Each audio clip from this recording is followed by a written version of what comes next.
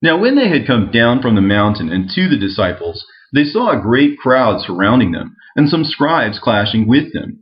And when everyone caught sight of him, they were startled, and all of them grew fearful. They ran up to welcome him. Now when they had assembled together, Jesus asked the people there, "What are you talking to the disciples about?" And someone from the crowd went up to Jesus and knelt before him, crying out, "Teacher, sir, I have brought you my son. I'm begging you, have a look at him and show me some compassion, for he is my only child, and he has been taken with this affliction. He has a spirit of muteness, and he suffers intensely. Wherever it takes hold of him, he screams out suddenly, and it hurls him down in such convulsions that he foams and grinds his teeth and becomes all withered. He is forever falling into fire and water. It hardly ever leaves him, and even now is killing him. I brought him here to your disciples and asked, and they begged them to cast the spirit out, but they were not able to heal him." And he answered them, "Oh, you false-hearted and unbelieving generation, how long must I remain with you? How long do I have to put up with you? Bring your son over here to me."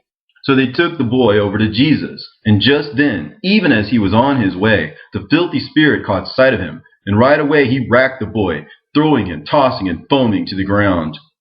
And he asked his father, "How long has he suffered this?"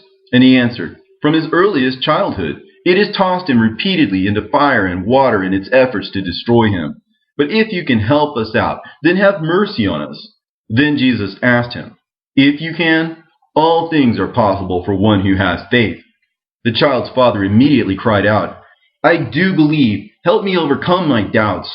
And when Jesus saw that a mob was coming, he commanded the unclean demon spirit, saying to it, "I order you, you spirit of muteness and deafness, to leave him now and never go back." Then, shrieking and tearing him good, the spirit left him, and he laid there as dead. Most of them, in fact, said that he was dead. But Jesus grabbed the boy by his hand, picked him up, and he arose. And he was healed from that very moment. And Jesus restored him to his father, and they were all amazed by the greatness of God. Then, on entering into the house, the disciples approached him and asked him in private, "Why could we not cast it out?"